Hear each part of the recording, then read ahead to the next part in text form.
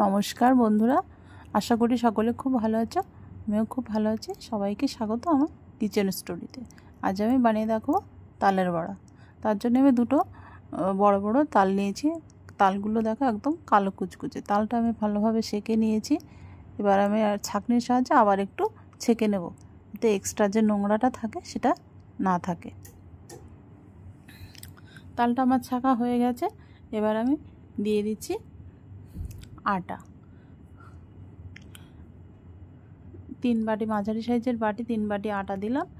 আর দিয়ে দিয়েছি 1 চামচ কালো জিরে, স্বাদ মতো চিনি, অল্প করেই দেবো।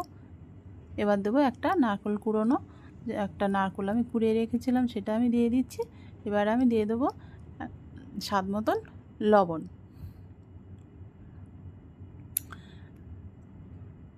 তো তোমরা এভাবে একবার বানিয়ে দেখো, খুব ভালো হয় খেতে। আর একদম বড়াটা একদম নরম তুলতুলে সফট হয়। তালটা আমার মাখানো হয়ে গেছে। এবার আমি রেস্টের জন্য রেখে দিয়েছি। এবার কড়াই দিয়ে দিয়েছি আমি তেলটা দেখো আমার গরম হয়ে গেছে। এবার আমি তালের বড়াটা এক এক করে এভাবে ছেড়ে দেবো।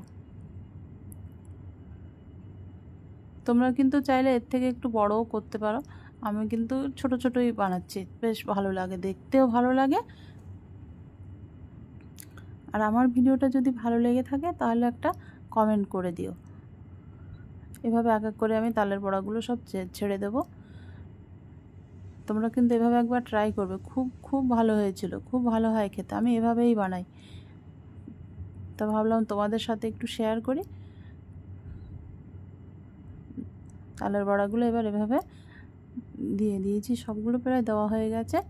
এবার আমি একটু উল্টে নেব।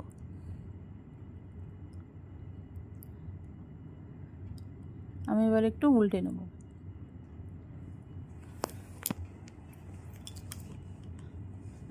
বেশি ভাজলে কিন্তু আবার কালো কালো হয়ে যায়। লাল লাল করে ভাজতে গেলে অল্প ভাজতে হবে। আর গরমটা বসে তালের বড়াটা বেশ লালচে লালচে সুন্দর একটা কালার চলে আসবে। দেখো তালের বড়াটা কিন্তু আমার ভাজা হয়ে গেছে। এবার আমি তুলে নেব। এভাবে আমি তুলে নেব। একদম কি সুন্দর কালার হয়েছে। এভাবে হালকা ভাজতে হবে। এভাবে আমি তুলে নেব এক এক করে তালের বড়াগুলো।